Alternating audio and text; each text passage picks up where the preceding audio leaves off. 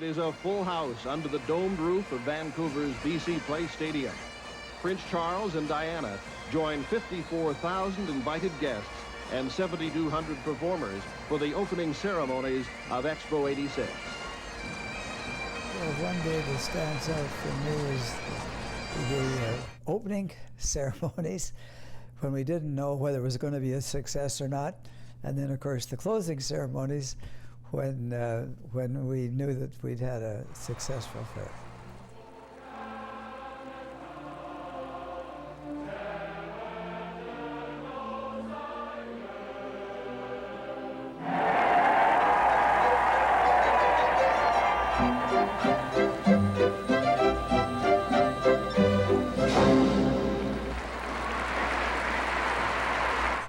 We expected to have, our target was 14 million, and I think we wound up around 22 million, I think it was. So we exceeded our expectations on the attendance. And first thing I remember about Expo was getting on the SkyTrain in Burnaby at the Central Park station, which I couldn't believe how space age it was, getting on this train that was over the city. And I remember thinking that it was like I was looking at a map of the city, a relief map, because we were so high up. I remember getting down to Expo and when you actually get there, and then seeing Expo Ernie, which again, I thought was I thought it was right out of a Star Wars movie at the time. Funny. Until '86, you couldn't get a drink on Sunday unless you were in a restaurant and having a meal with this thing. On board the motor vessel Hotai, Expo Commissioner General Patrick Reed is taking the royal couple out of the harbor and up False Creek to the main site of the World Fair. Their destination is the glittering dome of Expo Center.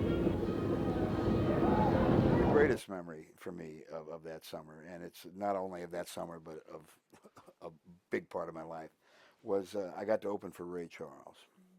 That day in August of 1986 was pretty special. 30 years ago, we invited the whole world to our city, and they stayed. I mean, any kid today, though, would still be impressed by the McBarge and getting fries on a ship, McDonald's fries on a ship. I had just moved here 4 years before, and everybody's saying, oh, it's so busy now, and it's really hectic here. It used to be nicer when it was slower. And I went, are you kidding? This is great. And now we're way busier, and Expo 86 had a lot to do with that. It did a great deal for Vancouver, for the province, and of course we ended up with SkyTrain as a result of Expo.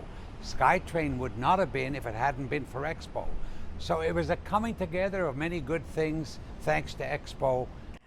I think if we reflect on what it was telling us back then, inviting the world is here.